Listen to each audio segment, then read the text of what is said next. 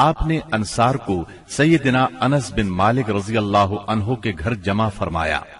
مہاجرین کی تعداد 45 تھی۔ آپ مہاجرین اور انصار میں سے ایک ایک کو بلاتے گئے اور فرماتے گئے تم بھائی بھائی ہو۔ پھر ہوا یہ کہ یہ اخوت حقیقی اخوت سے بھی بڑھ گئی۔ اس موقع پر انصار نے جس فیاضی، ایثار اور میزبانی کا مظاہرہ کیا، انسانی تاریخ اس کی مثال پیش کرنے سے قاصر ہے۔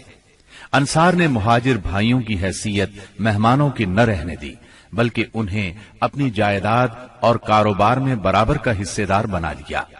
اس طرح مہاجرین بہت جلد اپنے پیروں پر کھڑے ہو گئے۔ مہاجرین سے یہ انصار کی محبت ہی کا نتیجہ تھا کہ انہوں نے نبی صلی اللہ علیہ وسلم پر اپنے کھجوروں کے باغات پیش کیے کہ آپ ان باغات کو ان کے اور مہاجرین کے درمیان تقسیم کر دیں۔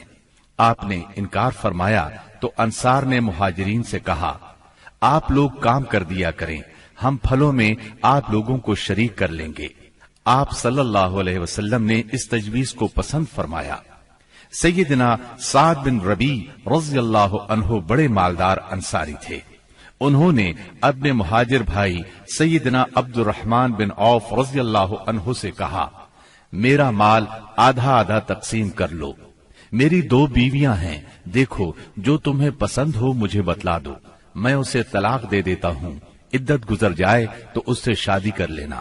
یہ سن کر سیدنا عبد الرحمن بن عوف رضی اللہ عنہ نے فرمایا، اللہ آپ کے اہل اور مال میں برکت دے، مجھے آپ بازار کا راستہ بتا دیں۔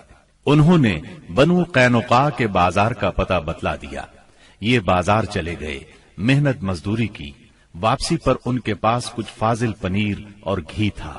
پھر تھوڑے ہی دن گزرے تھے کہ انہوں نے مال بھی کمایا اور ایک انصاری عورت سے شادی بھی کی۔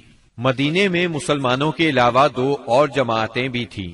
یہ دونوں جماعتیں ہر لحاظ سے مسلمانوں سے مختلف تھیں۔ ان کا عقیدہ، دین، مصلحتیں، ضروریات، جذبات اور احساسات بالکل مسلمانوں کے خلاف تھے، اور یہ دونوں جماعتیں تھیں مشرکین اور یہود کی۔ چنانچہ نبی اکرم صلی اللہ علیہ وسلم نے ایک عہد و پیمان مسلمانوں کے مابین کرایا اور ایک دوسرا عہد و پیمان مسلمانوں اور مشرکین نیز مسلمانوں اور یہود کے درمیان کرایا، اور اس بارے میں ایک تحریر بھی لکھی گئی جس کے خاص خاص نکات یہ ہیں۔ نمبر 1، قریش اور یثرب کے مومنین و مسلمین اور ان کے ماتحت ہو کر ان کے ساتھ ملنے والے اور جہاد کرنے والے بقیہ لوگوں سے الگ ایک امت ہیں۔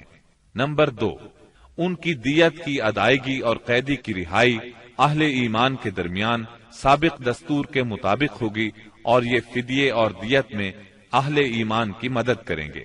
نمبر 3، یہ لوگ مفسد، ظالم اور باغی کے خلاف ایک ہاتھ ہو کر اٹھیں گے، چاہے وہ ان کی اپنی اولاد ہی کیوں نہ ہو۔ نمبر 4، کوئی مومن کسی مومن کو کافر کے بدلے قتل نہیں کرے گا اور نہ کسی مومن کے خلاف کسی کافر کی مدد کرے گا۔ نمبر 5، اللہ کا ذمہ ایک ہے، لہذا ایک معمولی آدمی کا دیا ہوا ذمہ بھی سارے مسلمانوں پر لاگو ہوگا۔ نمبر 6، جو یہود مسلمانوں کے پیروکار ہو جائیں ان کی مدد کی جائے گی اور وہ دوسرے مسلمانوں کی طرح ہوں گے۔ نمبر 7، مسلمانوں کی صلح ایک ہوگی۔ نمبر 8، جو کسی مومن کو قصدن قتل کر دے اس سے قصاص لیا جائے گا، سوائے اس صورت کے کہ مقتول کے ولی راضی ہو جائیں، اور اہل ایمان پر ضروری ہے کہ سب قاتل کے خلاف اٹھ کھڑے ہوں۔ نمبر 9، کسی مومن کے لیے حلال نہیں کہ کسی ہنگامہ برپا کرنے والے یا بدعتی کی مدد کرے یا اسے ٹھکانہ مہیا کرے۔ نمبر 10، ان کے درمیان کسی بات میں اختلاف ہو تو اسے اللہ اور اس کے رسول کی طرف لوٹایا جائے گا۔ اس عہد و پیمان کے علاوہ نبی اکرم صلی اللہ علیہ وسلم نے مختلف اوقات اور موقعوں پر مسلمانوں سے اسلامی اخوت کا حق بھی بیان فرمایا۔ انہیں آپس میں تعاون، مدد، اتحاد و یگانگت، غم گساری اور خبر گیری کی ترغیب دی، یہاں تک کہ یہ اخوت تاریخ کی انتہائی بلندیوں تک پہنچ گئی۔ باقی رہے مشرکین تو ان کا معاملہ اور تھا۔ ان کی اکثریت اپنے سرداروں اور بڑوں سمیت مسلمان ہو چکی تھی، اور ان میں اتنی سخت نہیں تھی کہ مسلمانوں کے مقابلے میں کھڑے ہو سکیں، لہذا ان سے نبی اکرم صلی اللہ علیہ وسلم نے یہ عہد لیا کہ کوئی مشرک قریش کی جان و مال کو پناہ نہیں دے گا اور نہ کسی مومن کے آگے اس کی حفاظت کے لیے رکاوٹ بنے گا۔ اس عہد کے بعد ان کی طرف سے کوئی اندیشہ نہ رہا۔ باقی رہے یہود، تو ان کے ساتھ نبی اکرم صلی اللہ علیہ وسلم نے جو معاہدہ کیا اس کے خاص نکات یہ ہیں۔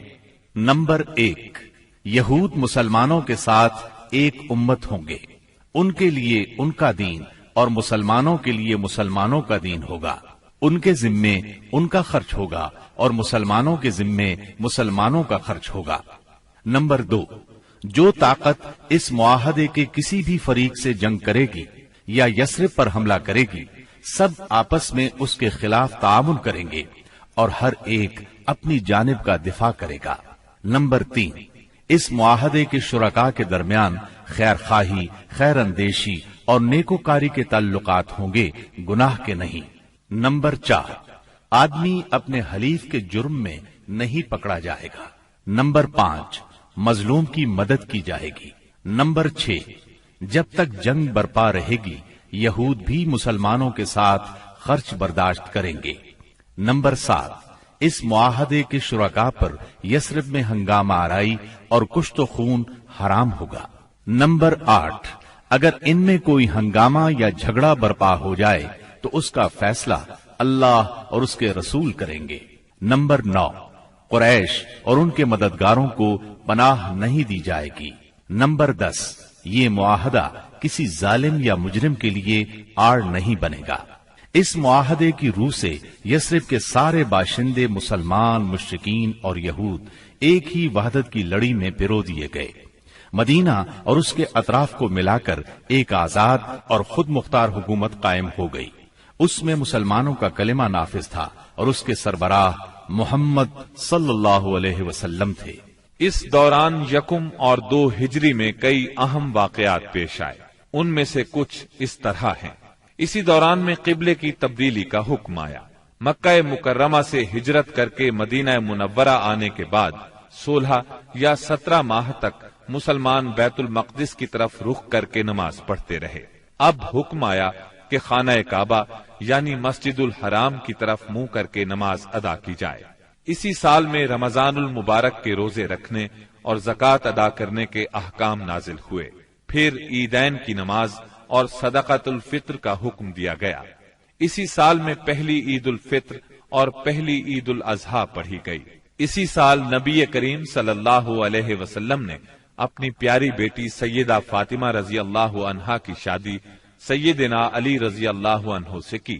سب سے بڑھ کر یہ کہ اسی سال میں مسلمانوں پر حکم الہی سے جہاد فرض کیا گیا اور مسلمانوں کو اپنے دفاع کا حق دیا گیا۔ مکہ معظمہ میں صرف تبلیغ کا حکم تھا، اب اپنے تحفظ میں تلوار اٹھانے کا حکم آ گیا۔ چنانچہ سریوں اور غزوات کا آغاز ہوا۔ جن جنگوں میں آپ نے کسی صحابی کو امیر لشکر بنا کر بھیجا وہ سریہ کہلاتی ہے، اور جن جنگی مارکوں میں آپ خود امیر لشکر ہوئے وہ غزوہ کہلاتے ہیں۔ تاریخ اسلام میں غزوات کی تعداد 21 سے لے کر 27 تک بیان کی جاتی ہے، جبکہ سریوں کی تعداد اس سے کہیں زیادہ ہے۔ اس سال کے دوران کئی غزوات ہوئے، لیکن سب سے مشہور غزوہ بدر ہے۔ نبی کریم صلی اللہ علیہ وسلم جب ہجرت کر کے مدینہ منورہ پہنچے تو ان دنوں مدینے میں ایک نہایت دولت مند اور با اثر شخص عبداللہ بن ابی تھا۔ ہجرت سے پہلے انصار میں اس کا بہت اثر و رسوخ تھا۔ انصار اسے اپنا سردار بنانے والے تھے، بلکہ اس کی تاج پوشی کے لیے ایک تاج بنوا لیا گیا تھا۔ اسی دوران میں آپ صلی اللہ علیہ وسلم ہجرت کر کے مدینہ پہنچے اور انصار کے دونوں قبائل نے آپ کے ہاتھ پر بیعت کر لی، اور میثاق مدینہ کے ذریعے سے یہودیوں نے بھی آپ کی قیادت کو تسلیم کر لیا۔ اس سے عبداللہ بن ابی کی سرداری کے منصوبے دھرے کے دھرے رہ گئے۔ اس بنا پر اس نے آپ کی مخالفت پر کمر باندھ لی۔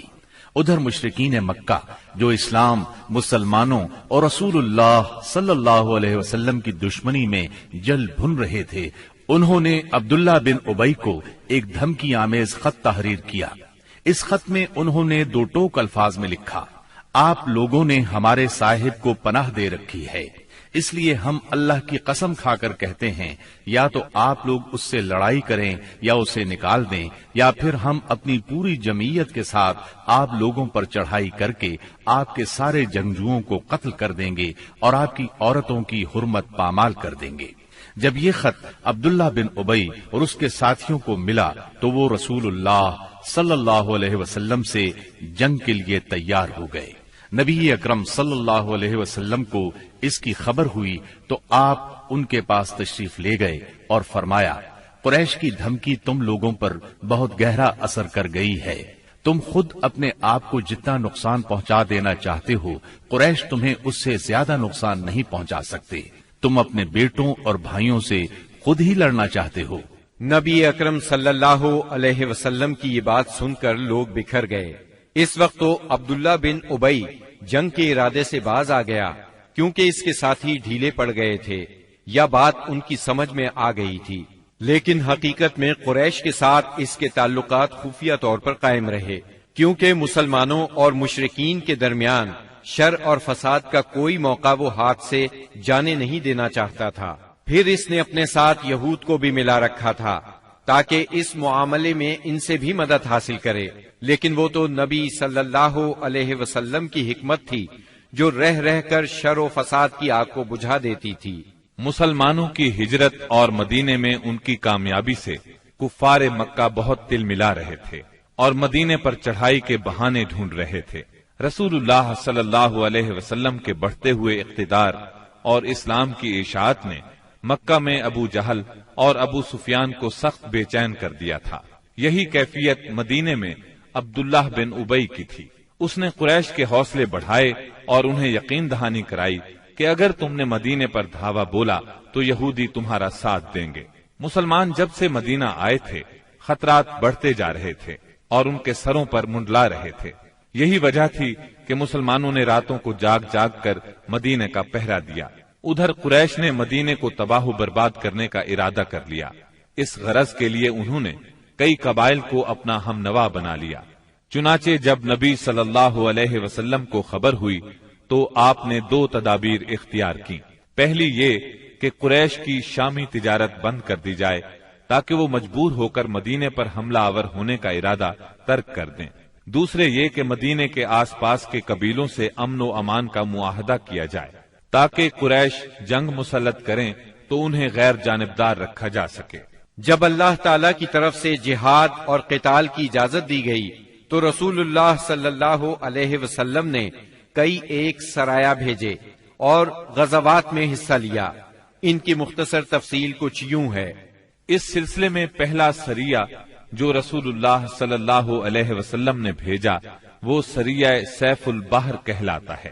اسے آپ نے رمضان یکم ہجری بمطابق مارچ 623 عیسوی میں بھیجا اور اپنے چچا سیدنا حمزہ بن عبد المطلب رضی اللہ عنہ کو اس سریے کا امیر بنایا اور 30 مہاجرین کو ان کے زیر کمان شام سے آنے والے ایک قریشی قافلے کا پتہ لگانے کے لیے روانہ فرمایا۔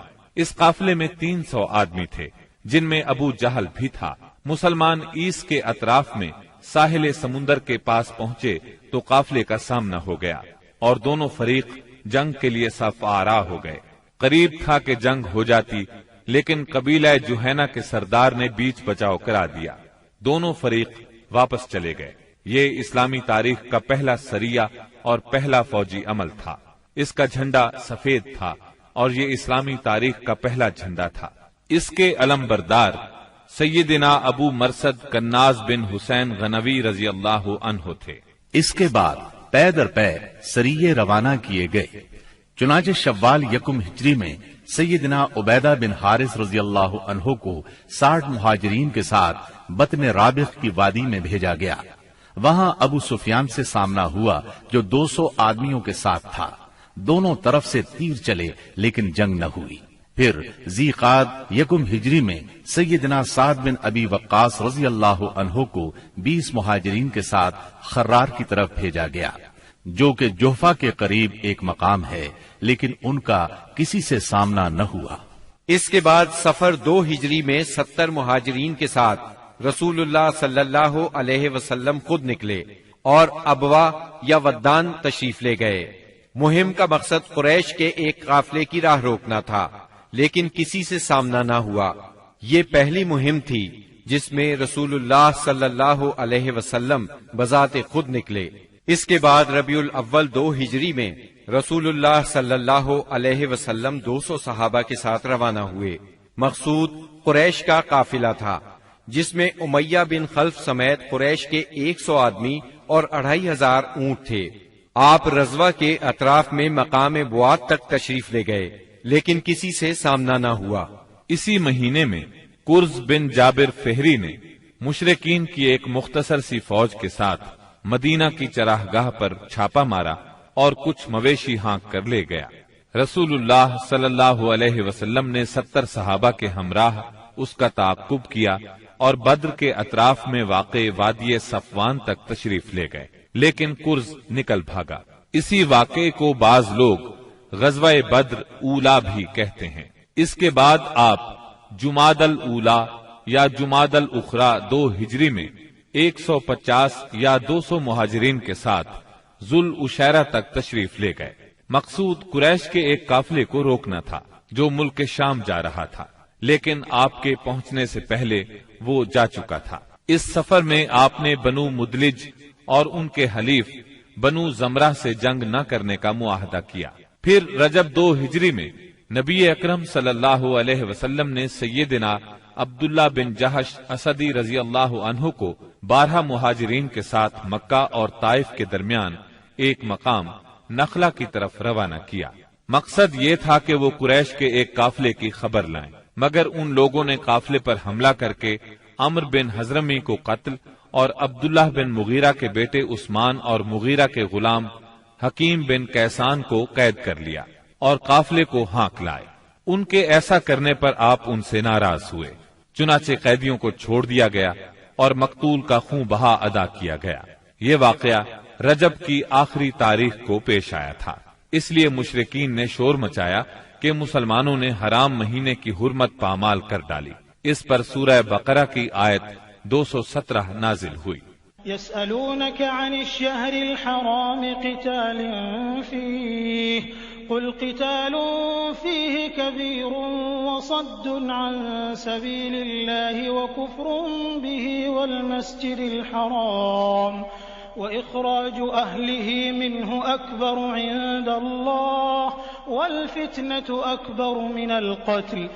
لوگ آپ سے حرام مہینے میں لڑائی کے بارے میں پوچھتے ہیں، آپ کہہ دیجئے اس میں جنگ کرنا بڑا گناہ ہے، اور اللہ کی راہ سے روکنا اور اس کے ساتھ کفر کرنا، مسجد حرام سے روکنا اور اس کے باشندوں کو وہاں سے نکالنا، یہ سب اللہ کے نزدیک اور زیادہ بڑا جرم ہے اور فتنہ قتل سے بڑھ کر ہے۔ یہ تھی جنگی نقل و حرکت جو مدینہ منورہ اور اس کے اطراف کے امن کی حفاظت کے لیے نبی صلی اللہ علیہ وسلم اور مسلمانوں نے قائم کر رکھی تھی۔ اس سے قریش کو یہ بتلانا بھی مقصود تھا کہ اگر وہ اپنے شر سے باز نہ آئے تو انجام برا ہوگا، لیکن وہ اپنی خودسری اور تکبر میں بڑھتے ہی چلے گئے۔ چنانچہ بدر کے میدان میں انہوں نے اس کی سزا پا لی اور جزا بہرحال گھاٹے ہی کی تھی۔ 17 رمضان 2 ہجری کو غزوہ بدر ہوا۔ یہ قریش اور مسلمانوں کے درمیان پہلا فیصلہ کن معرکہ تھا۔ اس کا سبب یہ ہوا کہ رسول اللہ صلی اللہ علیہ وسلم جس قافلے کے لیے ذوالعشیرہ تک تشریف لے گئے تھے اور وہ بچ کر شام چلا گیا تھا، آپ صلی اللہ علیہ وسلم اس کی طاق میں تھے اور اس کی خبر لانے کے لیے آپ نے شام کے مقام ہورا تک طلحہ بن عبید اللہ اور سعید بن زید رضی اللہ عنہما کو بھیجا۔ چنانچہ جیسے ہی یہ قافلہ وہاں سے گزرا، انہوں نے فوراً مدینہ منورہ خبر پہنچائی۔ اس قافلے میں اہل مکہ کی بڑی دولت تھی، یعنی 1000 اونٹ جن پر کم از کم 262 کلو سونے کی مالیت کا سامان تھا، اور اس کی حفاظت کے لیے صرف 40 آدمی تھے۔ خبر ملتے ہی رسول اللہ صلی اللہ علیہ وسلم نے صحابہ کرام رضی اللہ عنہم کو نکلنے کی دعوت دی، تاہم نکلنا ضروری نہیں قرار دیا۔ چنانچہ اس دعوت پر 313، 314 یا 317 صحابہ نے لبیک کہا۔ ان میں 82 یا 83 یا پھر 86 مہاجرین تھے اور بقیہ انصار، اور پھر انصار میں سے 61 قبیلہ اوس سے تھے اور 170 قبیلہ خزرج سے تھے۔ انہوں نے مکمل تیاری بھی نہیں کی تھی۔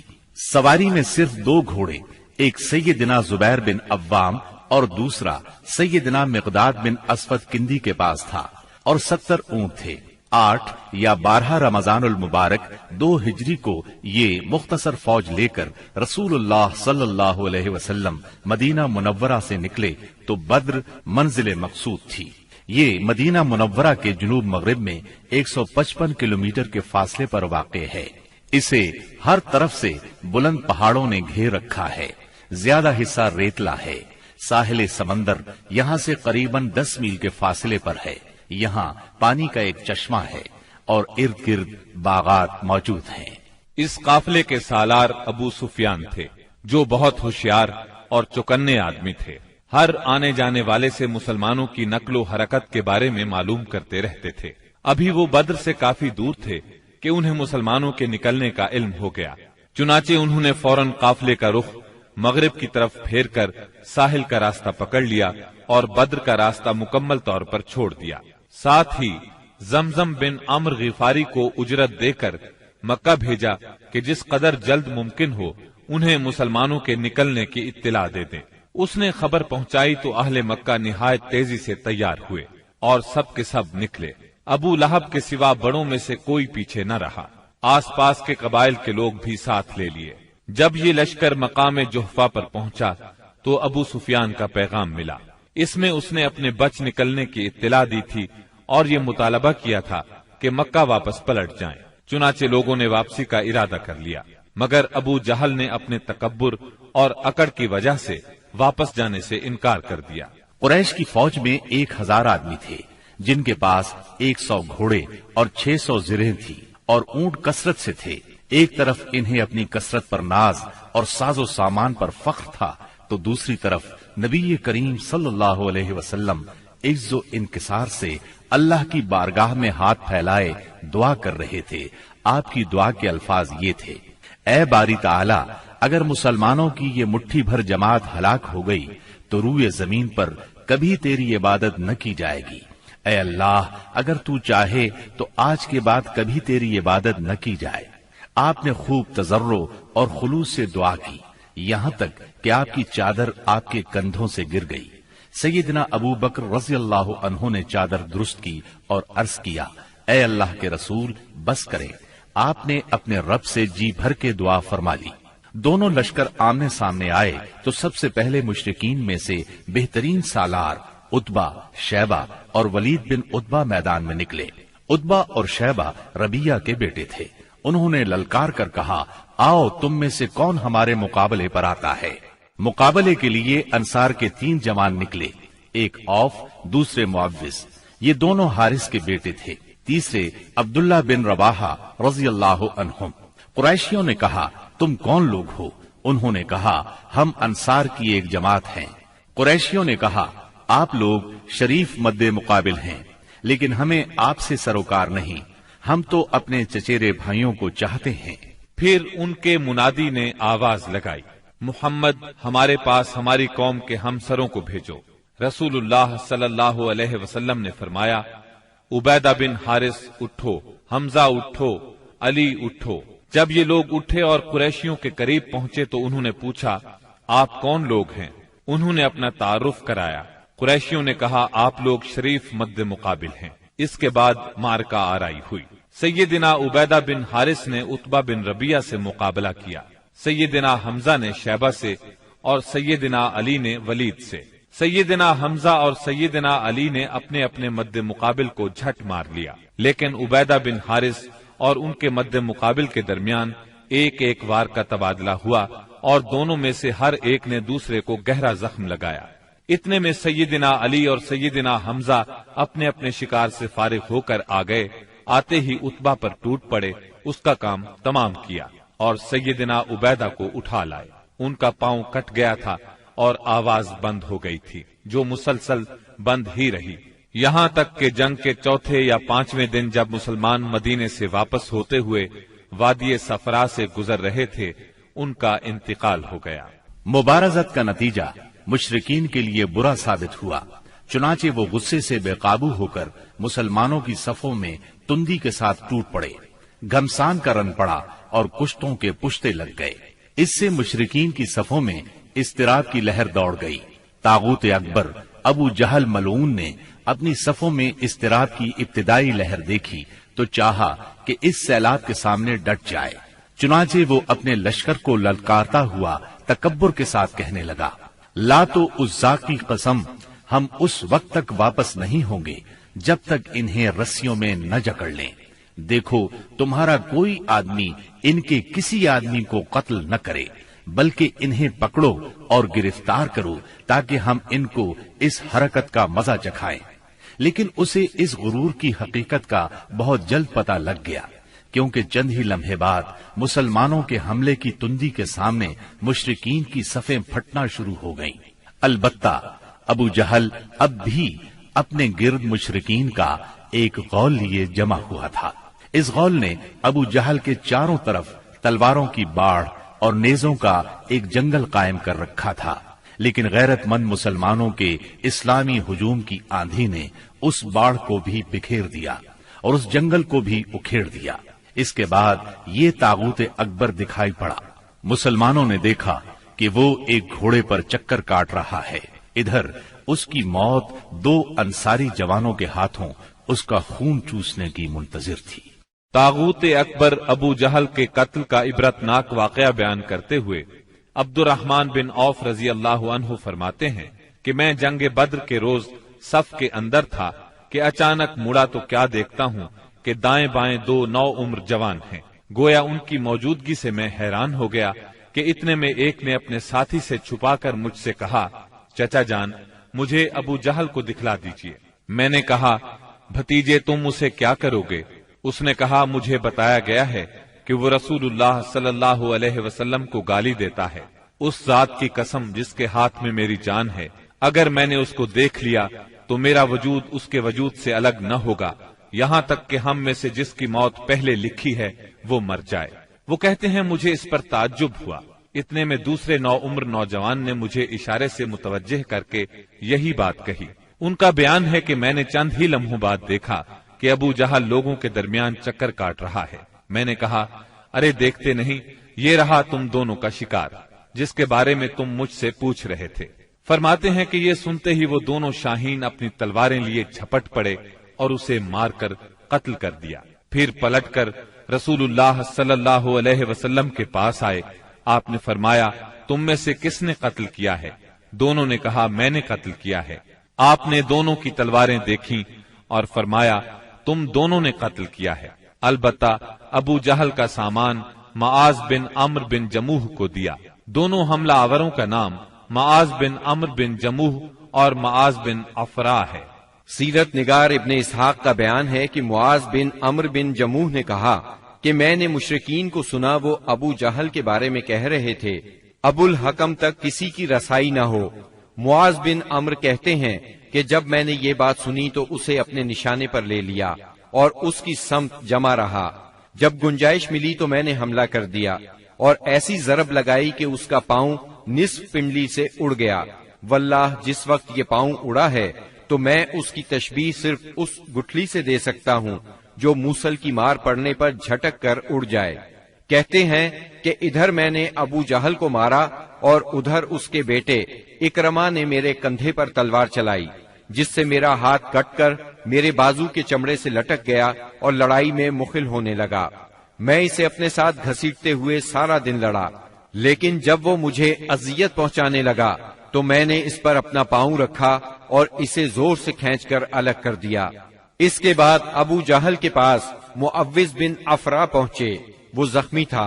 उन्होंने इसे ऐसी जरब लगाई कि वो वहीं ढेर हो गया, सिर्फ सांस आती जाती रही। इसके बाद मुअव्विज बिन अफरा खुद भी लड़ते हुए शहीद हो गए।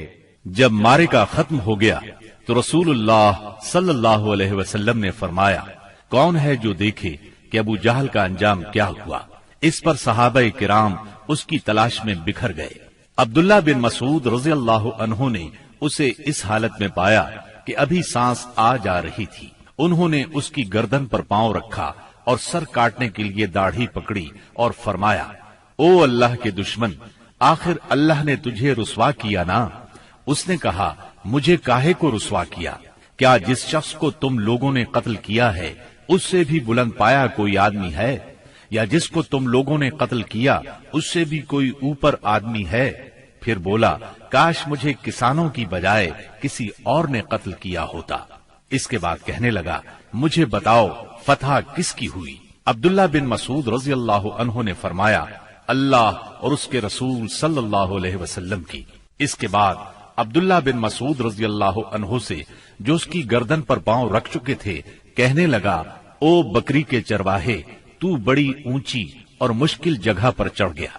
واضح رہے کہ عبداللہ بن مسعود رضی اللہ عنہ مکے میں بکریاں چرایا کرتے تھے۔ اس گفتگو کے بعد عبداللہ بن مسعود رضی اللہ عنہ نے اس کا سر کاٹ لیا اور رسول اللہ صلی اللہ علیہ وسلم کی خدمت میں لا کر حاضر کرتے ہوئے عرض کیا، یا رسول اللہ صلی اللہ علیہ وسلم، یہ رہا اللہ کے دشمن ابو جہل کا سر۔ آپ نے 3 بار فرمایا، واقعی اس اللہ کی قسم جس کے سوا کوئی معبود نہیں۔ اس کے بعد فرمایا، اللہ اکبر، الحمد للہ الذی صدق وعدہ ونصر عبدہ وہزم الاحزاب وحدہ۔ اللہ اکبر، تمام حمد اللہ کے لیے ہے جس نے اپنا وعدہ سچ کر دکھایا، اپنے بندے کی مدد فرمائی اور تنہا سارے گروہوں کو شکست دی۔ پھر فرمایا، چلو مجھے اس کی لاش دکھاؤ۔ جب آپ صلی اللہ علیہ وسلم کو لاش دکھائی گئی تو آپ نے فرمایا، یہ اس امت کا فرعون ہے۔ معاذ بن عمرو اور معوذ بن افرا کے ایمان افروز کارناموں کا ذکر ہو چکا ہے۔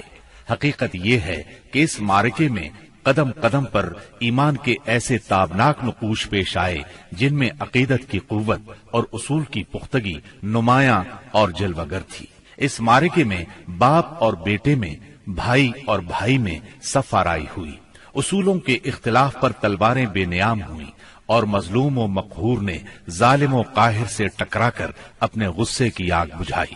ابن عباس رضی اللہ عنہ سے روایت ہے کہ نبی صلی اللہ علیہ وسلم نے صحابہ کرام سے فرمایا، مجھے معلوم ہے کہ بنو ہاشم وغیرہ کے کچھ لوگ زبردستی میدان جنگ میں لائے گئے ہیں، انہیں ہماری جنگ سے کوئی سروکار نہیں ہے، لہذا بنو ہاشم کا کوئی آدمی کسی کی زد میں آ جائے تو وہ قتل نہ کرے، اور ابو البختری بن ہشام کسی کی زد میں آ جائے تو وہ اسے قتل نہ کرے، اور عباس بن عبد المطلب کسی کی زد میں آ جائے تو وہ بھی انہیں قتل نہ کرے، کیونکہ وہ بالجبر لائے گئے ہیں۔ اس پر عتبہ کے صاحبزادے ابو حذیفہ رضی اللہ عنہ نے کہا، کیا ہم اپنے باپ بیٹوں، بھائیوں اور کنبے قبیلے کے لوگوں کو قتل کریں گے اور عباس کو چھوڑ دیں گے؟ اللہ کی قسم، اگر اس سے میری مٹ بھیڑ ہو گئی تو میں اسے تلوار کی لگام پہنا دوں گا۔ یہ خبر رسول اللہ صلی اللہ علیہ وسلم کو پہنچی تو آپ نے عمر بن خطاب رضی اللہ عنہ سے فرمایا، کیا رسول اللہ صلی اللہ علیہ وسلم کے چچا کے چہرے پر تلوار ماری جائے گی؟ عمر رضی اللہ عنہ نے کہا، یا رسول اللہ، مجھے چھوڑیے، میں تلوار سے اس شخص کی گردن اڑا دوں، کیونکہ اللہ کی قسم یہ شخص منافق ہو گیا ہے۔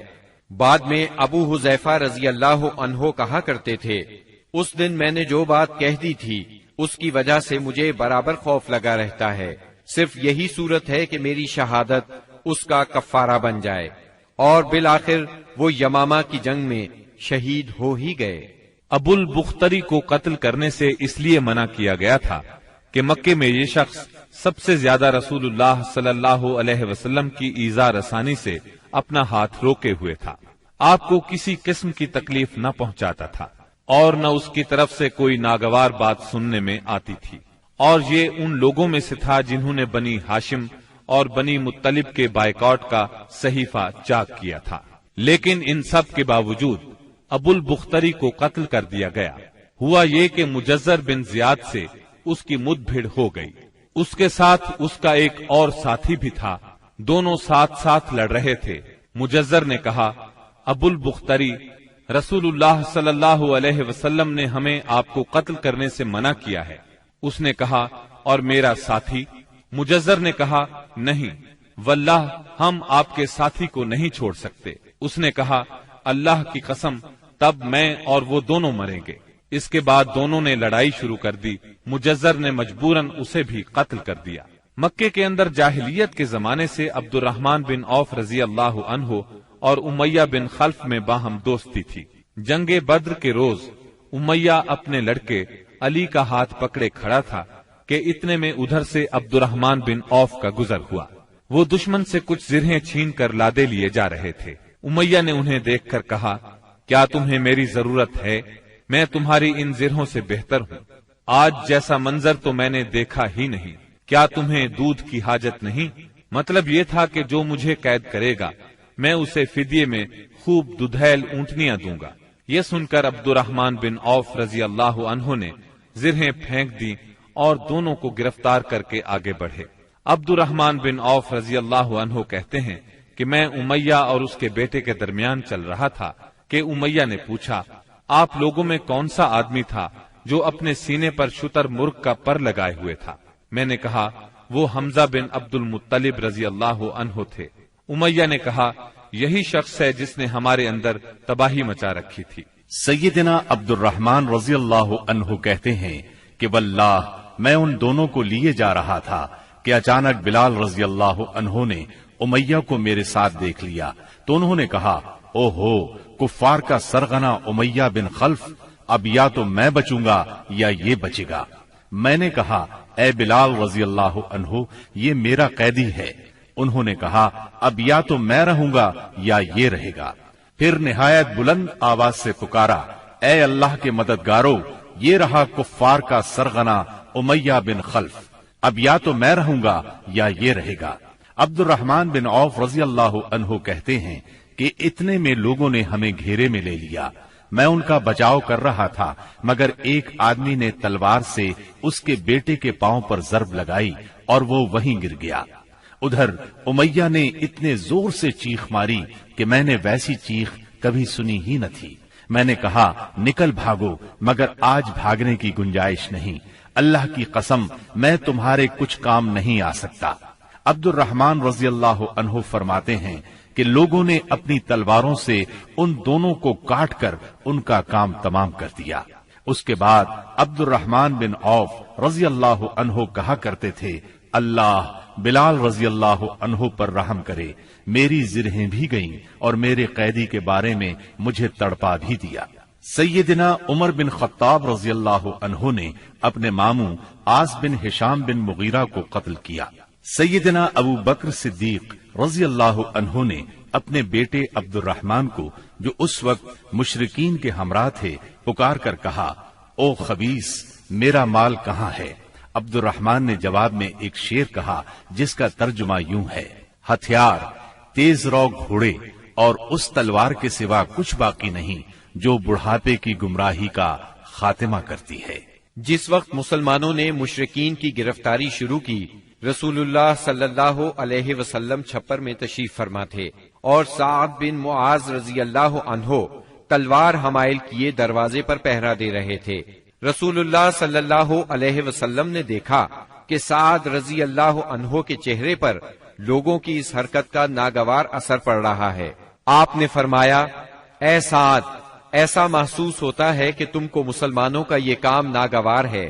انہوں نے کہا، جی ہاں، اللہ کی قسم، اے اللہ کے رسول، یہ اہل شرک کے ساتھ پہلا معرکہ ہے جس کا موقع اللہ نے ہمیں فراہم کیا ہے، اس لیے اہل شرک کو باقی چھوڑنے کی بجائے مجھے یہ بات زیادہ پسند ہے کہ انہیں خوب قتل کیا جائے اور اچھی طرح کچل دیا جائے۔ اس جنگ میں عکاشہ بن محسن اسدی رضی اللہ عنہ کی تلوار ٹوٹ گئی۔ وہ رسول اللہ صلی اللہ علیہ وسلم کی خدمت میں حاضر ہوئے۔ آپ نے انہیں ایک چھڑی تھما دی اور فرمایا، عکاشہ، اسی سے لڑائی کرو۔ عکاشہ نے اسے رسول اللہ صلی اللہ علیہ وسلم سے لے کر ہلایا تو وہ ایک لمبی مضبوط اور چمچم کرتی ہوئی سفید تلوار میں تبدیل ہو گئی۔ پھر انہوں نے اسی سے لڑائی کی یہاں تک کہ اللہ نے مسلمانوں کو فتح نصیب فرمائی۔ اس تلوار کا نام اون یعنی مدد رکھا گیا تھا۔ یہ تلوار مستقلاً عکاشہ رضی اللہ عنہ کے پاس رہی اور وہ اسی کو لڑائیوں میں استعمال کرتے رہے، یہاں تک کہ دور صدیقی میں مرتدین کے خلاف جنگ کرتے ہوئے شہید ہو گئے۔ اس وقت بھی یہ تلوار ان کے پاس ہی تھی۔ خاتمہ جنگ کے بعد مصعب بن عمیر ابدری رضی اللہ عنہ اپنے بھائی ابو عزیز عمیر ابدری کے پاس سے گزرے۔ ابو عزیز نے مسلمانوں کے خلاف جنگ لڑی تھی اور اس وقت ایک انصاری صحابی اس کا ہاتھ باندھ رہے تھے۔ مصعب نے اس انصاری سے کہا، اس شخص کے ذریعے اپنے ہاتھ مضبوط کرنا، اس کی ماں بڑی مالدار ہے، وہ غالباً تمہیں اچھا فدیہ دے گی۔ اس پر ابو عزیز نے اپنے بھائی مصعب رضی اللہ عنہ سے کہا، کیا میرے بارے میں تمہاری یہی وصیت ہے؟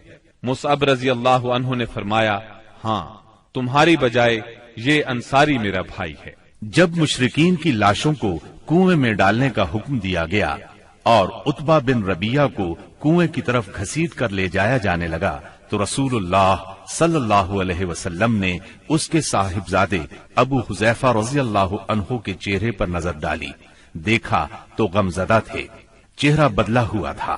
آپ صلی اللہ علیہ وسلم نے فرمایا، ابو حذیفہ، غالباً اپنے والد کے سلسلے میں تمہارے دل کے اندر کچھ احساسات ہیں۔ انہوں نے کہا، نہیں واللہ یا رسول اللہ، میرے اندر میرے باپ کے بارے میں اور ان کے قتل کے بارے میں ذرا بھی لرزش نہیں، البتہ میں اپنے باپ کے متعلق جانتا تھا کہ ان میں سوجھ بوجھ ہے، دور اندیشی اور فضل و کمال ہے، اس لیے میں آس لگائے بیٹھا تھا کہ یہ خوبیاں انہیں اسلام تک پہنچا دیں گی، لیکن اب ان کا انجام دیکھ کر اور اپنی توقع کے خلاف کفر پر ان کا خاتمہ دیکھ کر مجھے افسوس ہے۔ اس پر رسول اللہ صلی اللہ علیہ وسلم نے سیدنا ابو حذیفہ رضی اللہ عنہ کے حق میں دعائے خیر فرمائی اور ان سے بھلی بات کہی۔ آخرکار اسلام نے کفر پر فتح پائی۔ اس غزوہ بدر میں قریش کا سردار ابو جہل بھی مارا گیا۔ یہ وہی ابو جہل تھا جس نے نبی کریم صلی اللہ علیہ وسلم اور مسلمانوں پر ظلم و ستم کے پہاڑ توڑے تھے۔ 70 کافر موت کے گھاٹ اترے، 70 ہی گرفتار ہوئے، باقی دم دبا کر بھاگ نکلے۔ مسلمانوں میں صرف 14 شہید ہوئے، ان میں 6 مہاجر اور 8 انصاری تھے۔ اس جنگ نے اسلام کے دشمنوں کی طاقت کا جنازہ نکال دیا، ان کا بھرم کھل گیا اور ان کا غرور خاک میں مل گیا۔ جب رسول اللہ صلی اللہ علیہ وسلم مدینہ پہنچ چکے تو آپ نے قیدیوں کے بارے میں مشورہ کیا۔ سیدنا ابو بکر نے فدیہ لینے کی رائے دی، جبکہ سیدنا عمر کی رائے یہ تھی کہ انہیں قتل کر دیا جائے۔ انہوں نے فرمایا، میرا قریبی میرے حوالے کریں اور میں اسے قتل کروں۔ عقیل بن ابی طالب سیدنا علی کے حوالے کریں، وہ اس کی گردن کو اڑائیں، یہاں تک کہ اللہ کو معلوم ہو جائے کہ ہمارے دلوں میں مشرکین کے لیے کوئی نرم گوشہ نہیں ہے، اور یہ حضرات مشرکین کے ائمہ اور قائدین ہیں۔ رسول اللہ صلی اللہ علیہ وسلم نے فدیہ لینا طے کیا۔ یہ فدیہ 4000 سے 3000 اور کم از کم 1000 درہم تک تھا، اور ان میں سے جو لکھنا پڑھنا جانتے تھے ان کا فدیہ یہ قرار دیا گیا کہ وہ 10 بچوں کو لکھنا پڑھنا سکھا دیں۔ غزوہ بدر میں قریش کے 70 آدمی مارے گئے، ان میں عتبہ اور ابو جہل جیسے رئیس شامل تھے۔ ابو جہل کے بعد قریش کا سردار ابو سفیان کو بنایا گیا، یہ بنو امیہ سے تھے۔ اس طرح بنو امیہ کے وقار میں اضافہ ہو گیا۔ جمادی الاولیٰ 3 ہجری میں قریش نے اپنا ایک قافلہ عراق کے راستے ملک شام بھیجا۔ یہ راستہ نجد سے ہو کر شام جاتا تھا اور مدینے کے قریب سے نہیں گزرتا تھا۔ اس قافلے کی قیادت صفوان بن امیہ کر رہا تھا۔ رسول اللہ صلی اللہ علیہ وسلم کو اس کا علم ہو گیا۔ آپ نے سیدنا زید بن حارثہ رضی اللہ عنہ کی کمان میں 200 سواروں کا ایک دستہ بھیج دیا۔ قریش کا قافلہ نجد میں قردہ نامی ایک چشمے پر پڑاؤ ڈال رہا تھا کہ سیدنا زید رضی اللہ عنہ نے اس پر حملہ کر دیا۔ نتیجہ یہ ہوا کہ پورا قافلہ ان کے قبضے میں آ گیا، البتہ اس میں جتنے آدمی تھے سب نکل بھاگے، صرف قافلے کا رہنما فرات بن حیان گرفتار ہو سکا۔ اس نے اسلام قبول کر لیا۔ مال غنیمت کی مقدار 1,00,000 درہم تھی، اور غزوہ بدر کے بعد قریش کے لیے یہ سب سے زیادہ تکلیف دہ مار تھی۔ غزوہ بدر کے بعد غزوات کے سلسلے میں تیزی آ گئی۔ 3 ہجری میں غزوہ بحران، غزوہ غطفان، غزوہ حمیر الاسد اور غزوہ احد اس سال کامیابی سے لڑے گئے۔ البتہ غزوہ احد واحد غزوہ ہے جس میں مسلمانوں کو بہت تکلیف دہ صورتحال کا سامنا کرنا پڑا۔ اپنی ایک غلطی کی وجہ سے وقتی طور پر شکست کا منہ دیکھنا پڑا۔ بدر میں ذلت آمیز شکست اور قریش کے بڑے بڑے سرداروں کے قتل کے بعد مکہ معظمہ کے ہر گھر میں کوہرام مچ گیا۔ اب قریش کے سردار ابو سفیان تھے۔ ان کی یہ ذمہ داری تھی کہ وہ غزوہ بدر کے مقتولین کا انتقام لیں۔ چنانچہ مشرکین نے بدر سے واپسی پر منت مانی کہ وہ جب تک مسلمانوں سے بدر کا انتقام نہیں لیں گے غسل جنابت نہیں کریں گے۔ ایک روز ابو جہل کا بیٹا اکرمہ مقتولین کے رشتہ داروں کو ساتھ لے کر ابو سفیان کے پاس گیا اور کہا، محمد نے ہماری قوم کو فنا کر دیا ہے، اب ہم نے تہیہ کر لیا ہے کہ مسلمانوں کا نام صفحہ ہستی سے حرف غلط کی طرح مٹا کر دم لیں گے۔ اس طرح قریش کے شعلہ فشاں شاعروں نے انتقام کی آگ کو خوب ہوا دی۔ اس طرح سارا عرب گویا آتش فشاں بن گیا۔ ادھر مسلمان بھی یہ بات اچھی طرح جانتے تھے کہ قریش مکہ اپنے 70 سرداروں کا انتقام ضرور لیں گے۔ چنانچہ مسلمان کفار مکہ کی سرگرمیوں سے باخبر رہنے کی پوری کوشش کر رہے تھے۔ شوال 3 ہجری میں رسول اللہ صلی اللہ علیہ وسلم کو اطلاع ملی کہ قریش کا لشکر مدینہ منورہ کی طرف بڑھ رہا ہے اور اس کی تعداد 3000 ہے۔ اس پر آپ نے صحابہ کرام رضی اللہ عنہم سے مشورہ کیا۔ اکثر مہاجرین اور تجربہ کار صحابہ نے مشورہ دیا کہ خواتین کو ایک محلے میں جمع کر دیا جائے اور شہر کے اندر رہ کر مقابلہ کیا جائے۔ عبداللہ بن ابی منافق نے بھی یہی رائے دی، لیکن نوجوان صحابہ کے ایک گروہ نے اس بات پر اصرار کیا کہ شہر سے نکل کر دشمن کا مقابلہ کیا جائے۔ دراصل یہ نوجوان صحابہ کم عمر ہونے کی وجہ سے غزوہ بدر میں شرکت نہیں کر سکے تھے، اس لیے ان پر جوش طاری تھا۔ نبی اکرم صلی اللہ علیہ وسلم گھر تشریف لائے اور زرہ پہن کر باہر تشریف لے گئے۔ اب لوگوں کو ندامت محسوس ہوئی کہ کیوں شہر سے باہر جا کر لڑنے کا مشورہ دیا۔ چنانچہ انہوں نے کہا، اگر آپ پسند فرمائیں تو شہر میں رہ کر دشمن سے مقابلہ کیا جائے۔ جواب میں آپ نے فرمایا، رسول کو زیبا نہیں کہ ہتھیار پہن کر بغیر قتال کے اتار دے۔ چنانچہ آپ 1000 کا لشکر لے کر مدینہ منورہ سے نکلے۔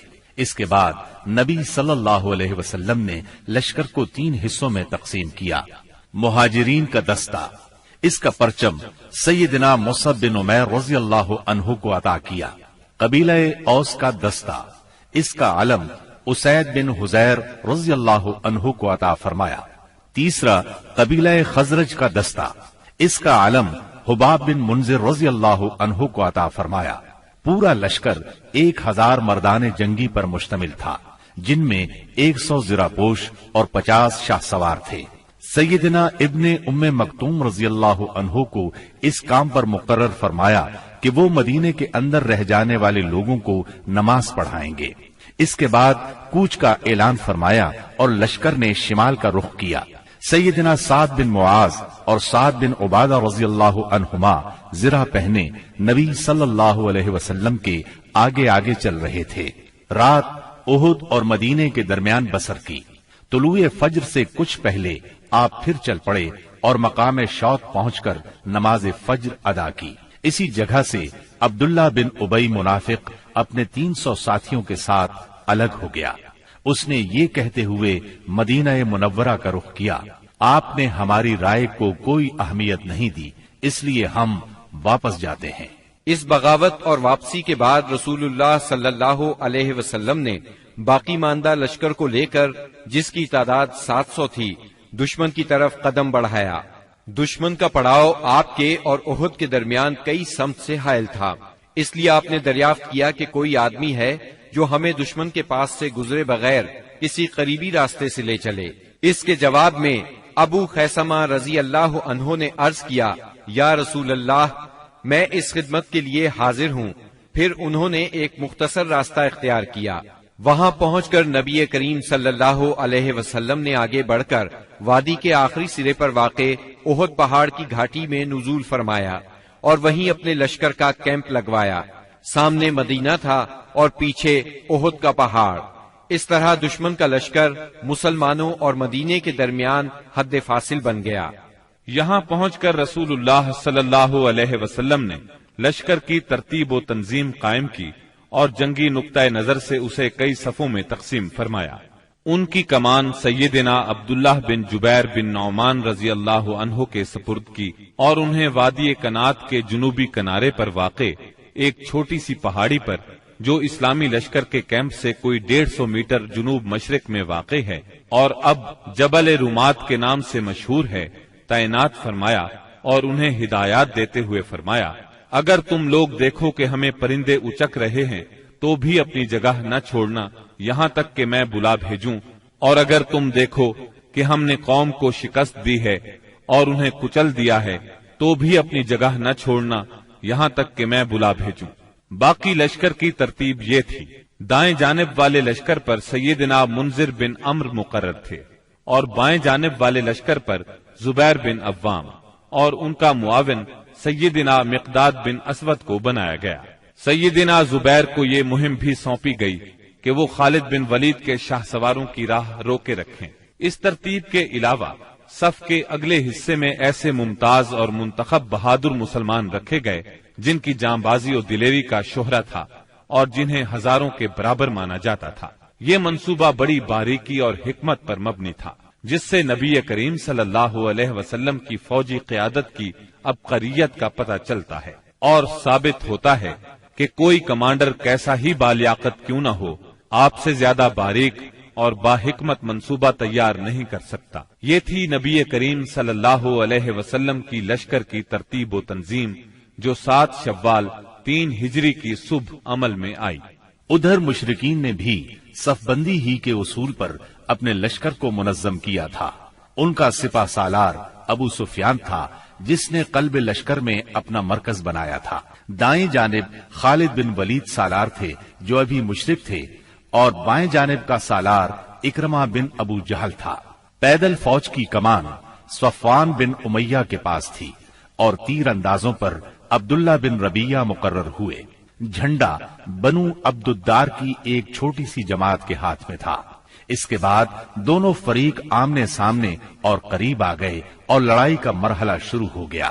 جنگ کے پہلے مرحلے کی ابتدا مشرکین کے علمبردار طلحہ بن ابی طلحہ سے ہوئی۔ اس نے مسلمانوں کو للکارا۔ اس کی للکار سن کر سیدنا زبیر رضی اللہ عنہ فوراً صف سے نکل کر آگے آئے، اس کے مقابل ہوئے، بڑھ کر ایک بھرپور وار کیا۔ طلحہ فوراً ہی جہنم رسید ہو گیا۔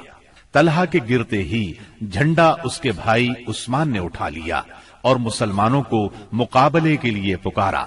اب سیدنا حمزہ رضی اللہ عنہ آگے بڑھے اور عثمان کے کندھے پر اس زور سے تلوار ماری کہ کمر تک اتر گئی۔ اس طرح قریش کے 12 علمبردار یکے بعد دیگرے قتل ہوئے۔ پھر عام لڑائی شروع ہوئی۔ گھمسان کی جنگ چھڑ گئی۔ اس میں مسلمانوں کا پلہ بھاری رہا۔ مشرکین شکست کھا کر بھاگ نکلے۔ انہیں جوش دلانے والی عورتیں بھی بھاگ کھڑی ہوئیں۔ مسلمانوں نے مشرکین کو گھیر لیا، انہیں مارنے لگے، ساتھ ساتھ مال غنیمت لوٹنے لگے۔ ایسے میں درے پر موجود 50 تیر اندازوں سے وہ غلطی ہو گئی جس نے لڑائی کا پانسا پلٹ دیا۔ ہوا یوں کہ نبی اکرم صلی اللہ علیہ وسلم نے ان 50 تیر اندازوں کو یہ ہدایت فرمائی تھی کہ اس درے کو کسی حال میں نہ چھوڑنا، لیکن جب مسلمانوں کو کامیابی ہوئی، کافر بھاگنے لگے اور مسلمان انہیں مارنے کاٹنے کے ساتھ ساتھ مال غنیمت بھی لوٹنے لگے، تو انہوں نے بھی درہ چھوڑ دیا اور مال غنیمت لوٹنے کے لیے دوڑ پڑے۔ تیر اندازوں کے سردار سیدنا عبداللہ بن جبیر رضی اللہ عنہ نے انہیں روکنے کی کوشش کی، لیکن وہ مال غنیمت کی طرف متوجہ ہو گئے۔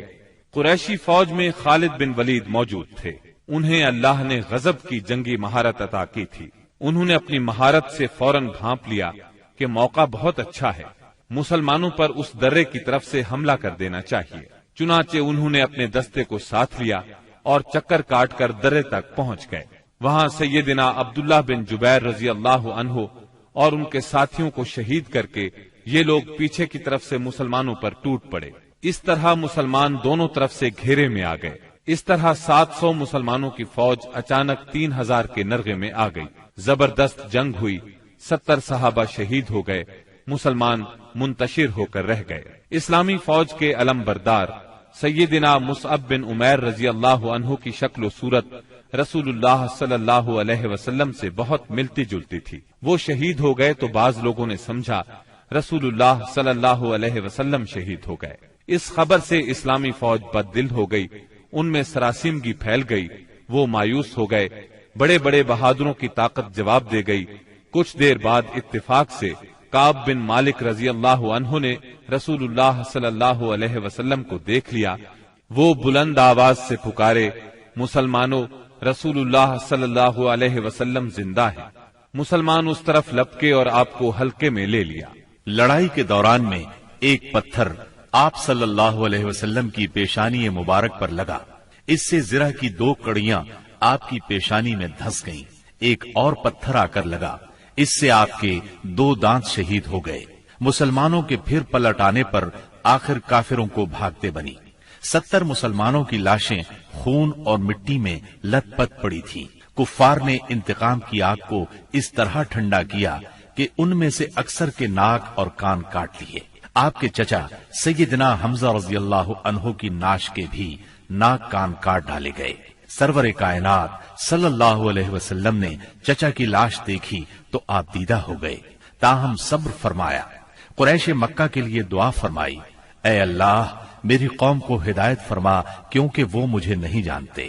اس کے بعد آپ مسلمان زخمیوں اور شہیدوں کی خبر لینے کے لیے میدان میں تشریف لائے۔ بعض لوگ اس وقت تک بعض شہداء کو مدینے کی طرف لے چلے تھے۔ آپ نے انہیں حکم دیا کہ انہیں ان کی شہادت گاہوں میں واپس لایا جائے اور سارے شہداء کو غسل اور نماز جنازہ کے بغیر ان کے کپڑوں ہی میں دفن کیا جائے۔ آپ نے 2 اور 3 شہیدوں کو ایک ہی قبر میں دفن کیا، اور ایسا بھی ہوا کہ 2 شہیدوں کو ایک ہی کپڑے میں دفن کیا گیا۔ درمیان میں اسخر گھاس ڈال دی گئی۔ لحد میں اس شخص کو آگے کیا جسے قرآن زیادہ یاد تھا۔ آپ نے فرمایا، میں ان لوگوں کے بارے میں قیامت کے دن گواہی دوں گا۔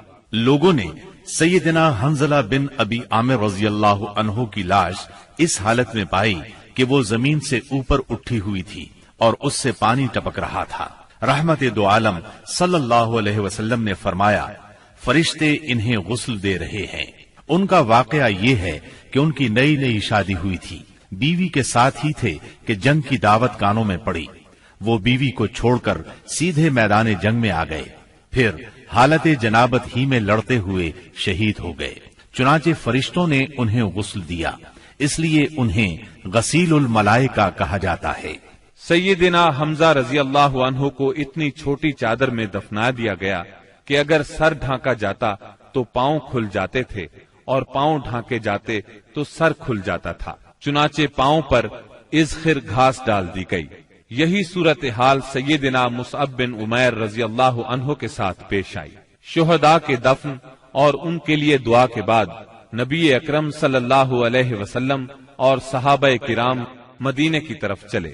راستے میں کچھ عورتیں ملی جن کے عزیز شہید ہوئے تھے۔ نبی صلی اللہ علیہ وسلم نے انہیں تسلی دی اور ان کے لیے دعا فرمائی۔ بنو دینار کی ایک خاتون آئی جن کے شوہر، بھائی اور باپ شہید ہو گئے تھے۔ جب انہیں ان کے عزیزوں کی شہادت کی خبر دی گئی تو بولی، رسول اللہ صلی اللہ علیہ وسلم کی کیا خبر ہے؟ انہیں بتایا گیا رسول اللہ صلی اللہ علیہ وسلم خیریت سے ہیں۔ وہ بولی، میں آپ کو دیکھنا چاہتی ہوں۔ لوگوں نے اشارے سے بتایا۔ جب ان کی نظر آپ پر پڑی تو بولی، کل مصیبت بعدک جلل، کہ آپ کے بعد ہر مصیبت ہیچ ہے۔ مدینے پہنچ کر مسلمانوں نے ہنگامی حالت میں رات گزاری۔ جسموں پر زخم ہی زخم تھے، تھکن سے بدن چور چور تھے اور غم و الم کی کیفیت طاری تھی۔ اس کے باوجود وہ مدینے کا پہرا دیتے رہے اور رسول اللہ صلی اللہ علیہ وسلم کی پہرے داری کرتے رہے۔ ادھر رسول اللہ صلی اللہ علیہ وسلم نے محسوس کیا کہ دشمن کی نقل و حرکت پر نظر رکھنا ضروری ہے تاکہ وہ مدینے کا رخ کریں تو ان سے کھلے میدان ہی میں 2 ہاتھ کر لیے جائیں۔ چنانچہ صبح ہوئی تو آپ نے اعلان فرمایا دشمن سے مقابلے کے لیے چلنا ہے، اور صرف وہی آدمی جا سکتا ہے جو احد کی لڑائی میں شریک تھا۔ اس پر لوگوں نے کہا ہم نے بات سنی اور مانی۔ چنانچہ سب لوگ مدینہ منورہ سے روانہ ہوئے۔ آپ نے 8 میل دور ہمراء الاسد کے مقام پر پہنچ کر پڑاؤ ڈالا۔ ادھر مشرکین نے مدینہ منورہ سے 36 میل دور مقام روحا پر پڑاؤ ڈالا اور مدینے پر دوبارہ چڑھائی کرنے کا مشورہ شروع کر دیا۔ انہیں افسوس اس بات کا تھا کہ انہوں نے ایک بہترین موقع کھو دیا۔ ایسے میں معبد بن ابی معبد خزائی آپ کی خدمت میں حاضر ہوا۔ یہ آپ کے خیر خواہوں میں سے تھا۔ ہمراء الاسد میں آپ کے سامنے پہنچ کر اس نے احد کے واقعے پر تعزیت کی۔ آپ نے اس سے فرمایا تم جا کر ابو سفیان سے ملو اور اس کی حوصلہ شکنی کرو۔ معبد روحا پہنچا۔ اس وقت تک مشرکین مدینے کی طرف پلٹ پڑنے کا فیصلہ کر چکے تھے۔ معبد نے انہیں بری طرح ڈرایا، کہنے لگا محمد ایسی جمعیت لے کر نکلے ہیں کہ میں نے ایسی مثال پہلے نہیں دیکھی۔ وہ سب لوگ تمہارے خلاف غصے سے بھرے ہوئے ہیں، بھڑکے ہوئے ہیں۔ ان پر اس قدر جوش طاری ہے کہ میں نے ایسی مثال پہلے کبھی نہیں دیکھی۔ نیز میرا خیال ہے کہ تم کوچ کرنے سے پہلے پہلے اس لشکر کا ہراول دستہ اس ٹیلے کے پیچھے سے نمودار ہوتا ہوا دیکھ لو گے۔